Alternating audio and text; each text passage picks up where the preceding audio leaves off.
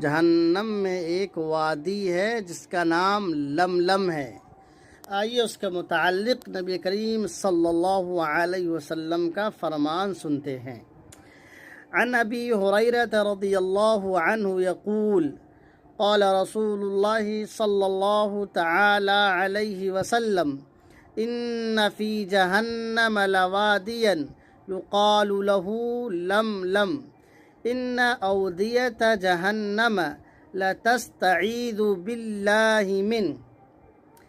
حضرت ابو ہریرہ رضی اللہ تعالی عنہ سے روایت ہے، وہ کہتے ہیں کہ نبی کریم صلی اللہ علیہ وسلم نے فرمایا کہ جہنم میں ایک وادی ہے جس کا نام لملم ہے، خود جہنم اس کی حرارت سے پناہ مانگتی ہے۔